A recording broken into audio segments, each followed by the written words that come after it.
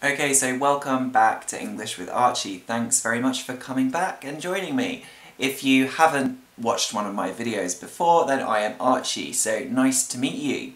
Now today we are going to learn how to describe our house. How can we talk about our house in English? So we are going to talk about first types of home, then where we live, who we live with, the rooms and things in a house, and also finally, what do you think of your house? How do we describe it?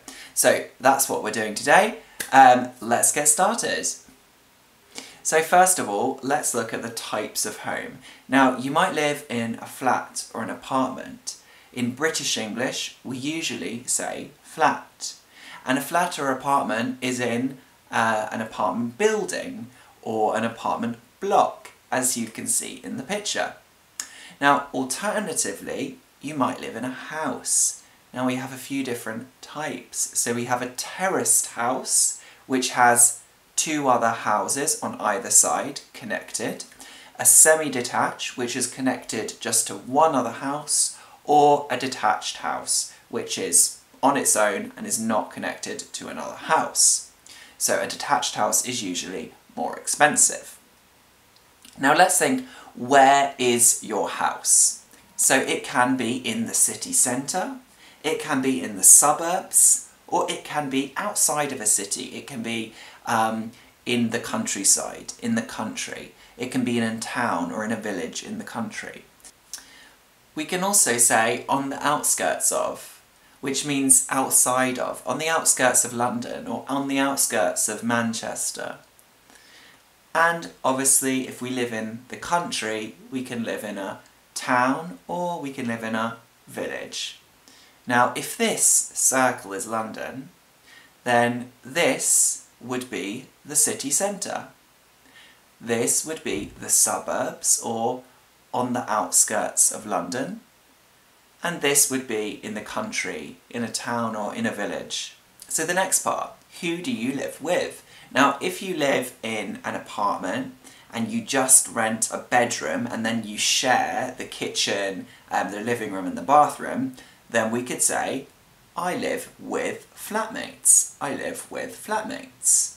Or, alternatively, maybe I live with my parents, or I live with my wife, I live with my boyfriend, my girlfriend, my husband, my partner, or I live by myself. I live by myself.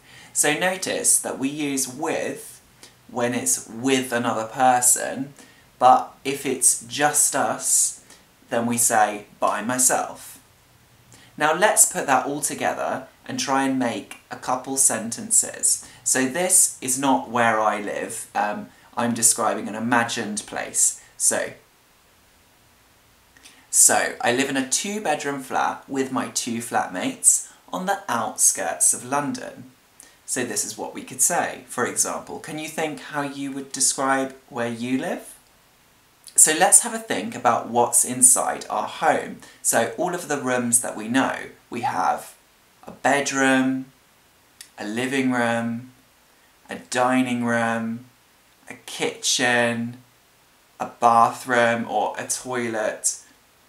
We usually say toilet if there's just a toilet and a sink. But there are some other words that we can use for some of these rooms. So if there's an extra bedroom in your apartment or in your house, then we will probably call it the spare bedroom or the guest bedroom. The living room we often call a lounge or a sitting room. Now lounge around is also a verb. We can say, I didn't do much yesterday, I just lounged around. That means I just sat, watched TV, relaxed. I didn't do very much. I lounged around, because that's what we do in a lounge. We lie down, we relax. And a toilet we can also just call a loo. Where's the loo? Okay? Okay, some other things in our homes. So if your house or your flat has 2 floors, then how do we get to the first floor? We need a staircase or stairs. So Anything that is there we say is upstairs, and anything that is here we say is downstairs. So for example, the bedrooms are upstairs except for the guest bedroom. The guest bedroom is downstairs. And here in this picture you can see a staircase, or the stairs of this house, which are outside. Now also another room in our house which connects all the rooms, it's usually long and thin, that is the corridor. We can also call it the hallway. And when you go up the stairs, if you have a staircase, that corridor upstairs we often call the landing. The landing. So in this picture you can see a corridor or a hallway, or maybe it's a landing. Now if you live in a house, it might be possible to go to a room underground. So that would be the basement or the cellar. And some people, if they have maybe a lot of money, would make it a wine cellar. So they would keep wine there. And then, if you live in a house and you have a roof, you might be able to go into the attic. The attic. You might turn the attic into a bedroom if it's big, or you might just use it for storage, and you might put boxes there or books or something. And you can see here in the picture the attic. Then we have a garage. A garage, this is where we can park our car if we have a garage. Usually or often people just park their car outside, but if they have a garage you can make sure it doesn't get dirty or wet in the rain or stolen, so it's very safe. You can put it in the garage. Now in American English the pronunciation is garage, garage, but in British English it's garage, garage. So just two more things. So also if we have a small room in our house where we want to store things, put boxes or keep some tins of food or tins of paint or something, that would be a storage room. Now if it's small, we'd probably just call it a cupboard, a cupboard. And finally, if we have some outside space with grass or with flowers, then it's the garden. But if you live in a flat and you're on the second floor or third floor, then probably you don't have a garden, but you might have a balcony where we can go outside and we have a small space outside attached to the wall where we can sit and enjoy the sunshine and maybe grow some small plants. Now let's put all of that together in a text. So, I live in a 2-bedroom flat with my 2 flatmates on the outskirts of London. There are 2 bedrooms, a bathroom, a kitchen and lounge. There's obviously also a hallway where there's space for a washing machine. And there is also an attic, but the landlord said we can't use it. Now a landlord is the person who owns a building or a flat who rents it to someone. So if you rent a flat or rent an apartment, then the person you pay money to is your landlord. If the landlord is a lady, then we often say landlady. Now let's have a think about how you feel about your home. So we can feel positive, or we can feel negative, or we can feel a bit of both. First, we're going to look at positive. So, I love my home. It's spacious, it's roomy, it's airy. Now, these words mean it's big. If it's airy, it's also very light. We can also say it's warm, it's cosy or snug. Now, cosy and snug mean that it is usually small, but in a positive way. It's very warm and comfortable. Maybe there is a fireplace, maybe there are lots of cushions and rugs, so it's a very comfortable place and warm. It's cosy or snug. We could also say it's light or it's colourful. In this picture you can see a place which is very, very light. It's also spacious and roomy and airy.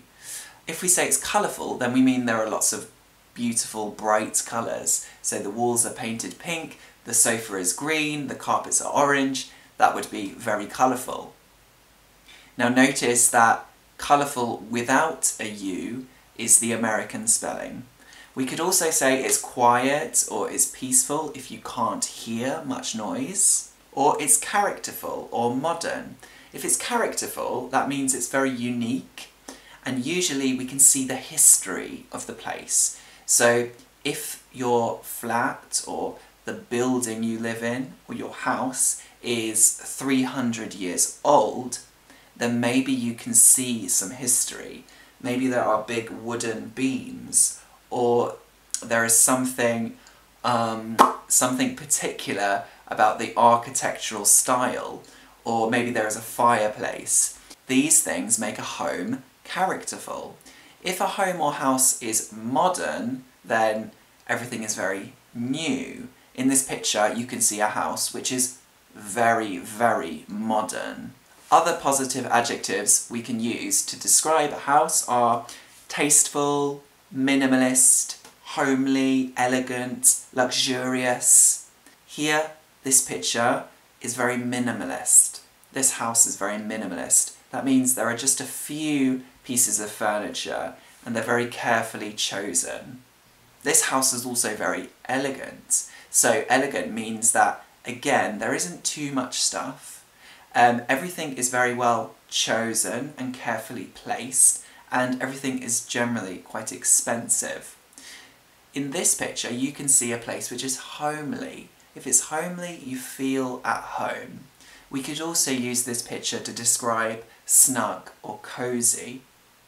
And luxurious means that a home is full of very expensive things.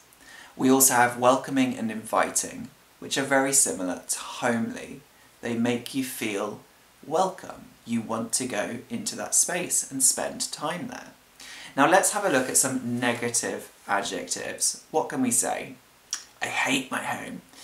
It's tiny, it's small, it's cramped, it's pokey. These are all words to describe a small place. It's cold, so the temperature is cold. I always have to wear a jumper to keep warm. Or it's drafty. A drafty means you can feel the air moving through the place. So in the winter, for example, maybe there is a small hole in the window pane, and so you can feel the wind going through, or the cold air, so it's drafty. Here, first, we have the British spelling, and then the American spelling. British people sometimes use both, so you might see both. And stuffy. Stuffy means it's hot. Can you please open a window? It's really stuffy in here. And then we have dark.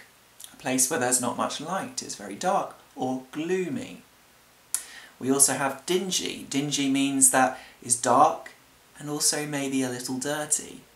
And damp. Now damp we usually use as a noun. There is damp. That means that water is coming through the walls. So maybe there is a big mark or stain on the walls. Then we have noisy. It's noisy. I can hear my neighbour's baby crying all the time, or I can hear the dogs barking, or I can hear the train going past. It's plain. It's very plain. It's just white. There isn't much furniture. It's very plain. And it's run down or shabby. So in this picture you can see a place which is run down. This is quite extreme. However, if you go to see a flat, and in the flat there are cupboard doors hanging off the cupboards, there is wallpaper curling up off the wall and cracks in things, then we could say it's quite run down. It's quite run down. Or it's pretty shabby. It's pretty shabby. Now look at this room. What adjectives would you use to describe it? We could say it's luxurious. There is a lot of expensive furniture in this place.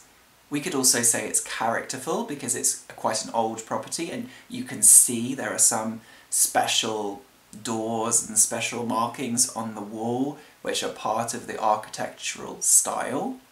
We could definitely say it's spacious or roomy because the room is massive. And on the negative side, we could say it's dark or gloomy. Gloomy. Now let's put all of those words and phrases together into a text. So we have, I live in a 2-bedroom flat with 2 flatmates on the outskirts of London. There are 2 spacious bedrooms, a light bathroom, a modern kitchen and lounge. There's obviously also a hallway, which is quite shabby, where there's space for a washing machine. There is also an attic, though our landlord said we can't use it. In winter the flat is a bit drafty, though it's on a really quiet street, so it's a great place to relax because you could never hear the neighbours. So that's our text. So you can see we have made quite a complete description of a home. So let's quickly review everything we've learned today. So we've looked at types of home. We've also looked at where is your home. So here we can see in the city centre, on the outskirts of London or in the suburbs of London, and in the country or in a town or village.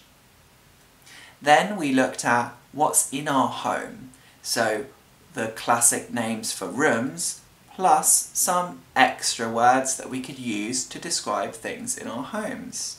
And finally, how do you feel about it? How do you feel about your home? So for example, here is a picture of a room, and here are some adjectives we could use to describe this room. So I have a little homework for you. I want you to describe a room in your home, or your entire home, and write 3 or 4 sentences using the words and phrases that we have learned today.